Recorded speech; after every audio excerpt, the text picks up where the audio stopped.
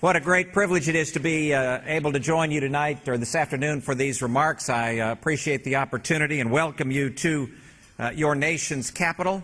It's a wonderful time of year to be here. If you haven't taken a little time to go exploring, you ought to. There are wonderful decorations in so many of the federal buildings, and I encourage you to get out and about on the 2 or 3 days that you're here.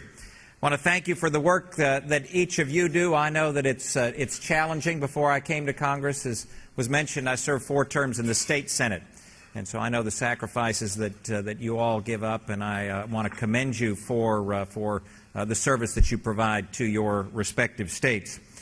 I want to thank ALEC, which is an excellent organization. Those of you that have just joined will come to find it as a source of wonderful resources for you in all sorts of different areas. Any policy area that you might desire, ALEC does a great job.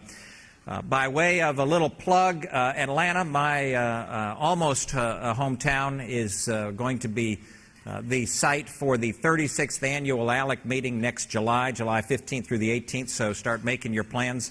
Atlanta in July is a beautiful spot, wonderfully warm. At that time, the Braves will be in first place by 10 games, so you can come see a winning baseball team, and we will welcome you with open arms. I want to recognize my Georgia colleagues down here in the front tables. Many of them I served with in the state Senate and state House when I was there, and some real good friends, and we appreciate seeing you here and the work that you all do.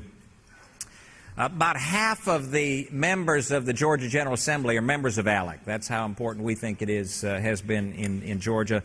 I just want to point out John Wiles and Calvin Hill, who's not here. He's in the hospital at Georgetown right now, so put him in your prayers. He had a little challenge last night. But Calvin and John were spearheading many of you to get you to come to Washington this week. Before I get started, I'm going to make some comments about health care, but before I do, I want to ask, there's something going on here in Washington this week. As you may know, we've got a few CEOs who've come to town, driving their product this time. How many of you would give the $25 billion? No brave souls out there at all? We got some remarkable challenges that face us. The CEOs are in front of the Senate committee today, and they'll be in front of our Financial Services Committee tomorrow. I will carry the message that you've just given to me back to them tomorrow.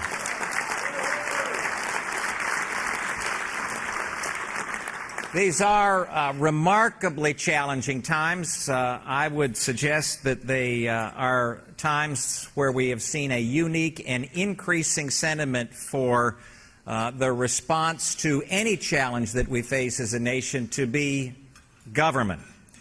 I was first elected in 1996. At that time, it was in vogue almost across this nation, anywhere across this nation, to say the government was not the answer. Regardless of what the question was, government was not the answer.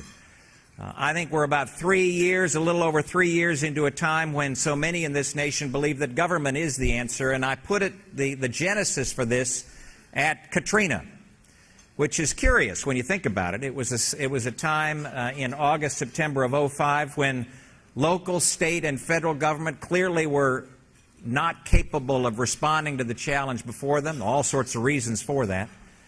But the response to that across this nation has seemed to be that government ought to be more involved in every single challenge that comes before us. And I would suggest to you that in the financial arena, where we've seen government intervention over the last 6 months to a degree that most of us in this room would have said we never would have dreamed we would see in our lifetime.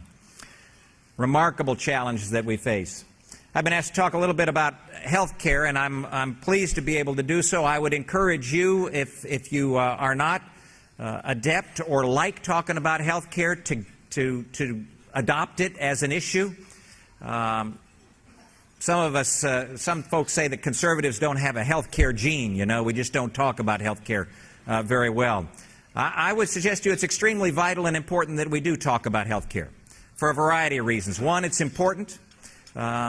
If you talk to any demographic across this nation, it's in the top 3, by and large, to anybody that you speak with. Health care is an important issue. 2, the system's broken.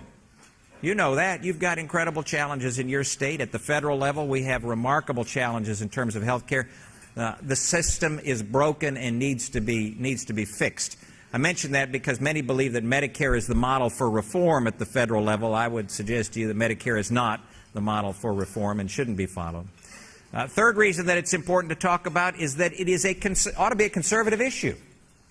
What is more conservative than deciding whether or not you and your family and your physician get to make health care decisions, as opposed to somebody else? You fill in the blank, whether it's state government, federal government, or some other entity. That's a conservative issue. It's important. And finally, it's important that we talk about it because, as I will mention at the closing portion of my remarks, the solution I would suggest to you is very simple. It is a simple solution.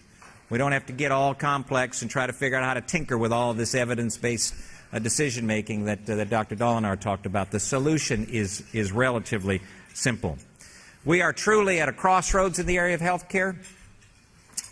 I thought in 1993 we were at that crossroads. Some of you were involved in the process at that time and probably thought the same, but we are truly at that crossroads now for two specific reasons. One is demographics of our society, aging of our population, and two, money.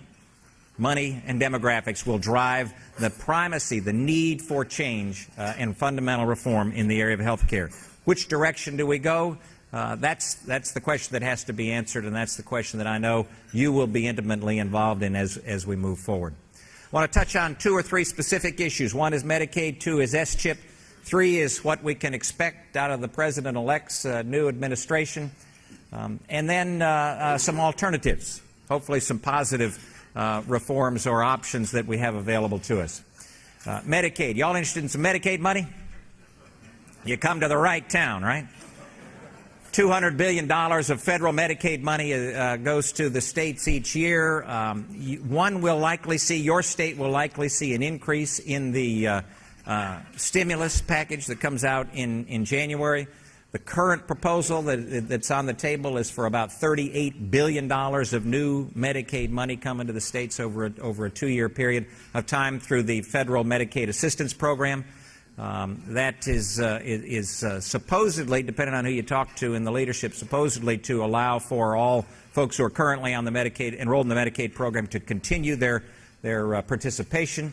Many states are desirous of increasing their participation, the numbers of folks on their Medicaid program. That money is not supposed to be for that, but the fine print hasn't been written in terms of what that money can be used for. But you will see, each state will see, I believe, a significant increase in Medicaid money for at least the next 2 years from the feds. S-CHIP, the State Children's Health Insurance Program, an issue that is probably near and dear to many of you. It's one that has been in place for 10 years. I think it's a wonderful study in what happens to an issue at the federal level oftentimes. 10, 11 years ago when S-CHIP began, any of y'all remember it at the time as being a big headline producer? Probably not, because it wasn't.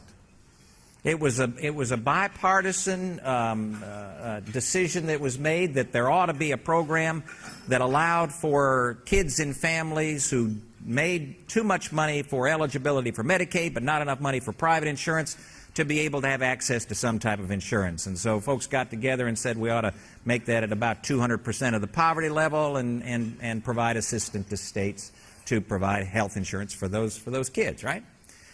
What's happened over the last year or two has been the remarkable politicization of an issue that should not be in that arena, I would suggest to you.